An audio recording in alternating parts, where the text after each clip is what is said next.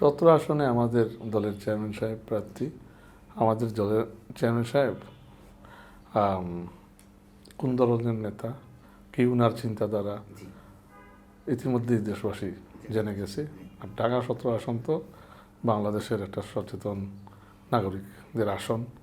এখানে আপনার অবশ্যই আমাদের ভোটাররা সচেতন আছেন এবং তাদের ভোট প্রয়োগ করবে আমাদের নেতার পক্ষে। আমাদের নেতা উন্নয়ন পরিকল্পনা নিয়ে কথাবার্তা বলতেছেন।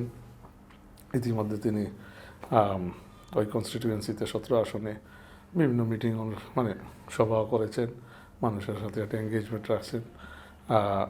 নেতাকর্মীরা ওখানেও তুল্যভাবে কাজ করতেছে।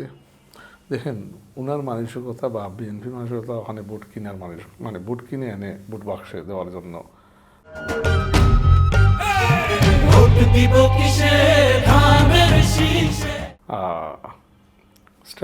অ্যাপ্রোচ নেয়নি। ওটা অন্য দলের হইতে পারে, ওদের মানুষের ওদের বোধহয় আস্থাটা মানুষদের সাথে একটা ঘাটতি আছে। তো আমার নেতার ওই আস্থার ঘাটতি নাই।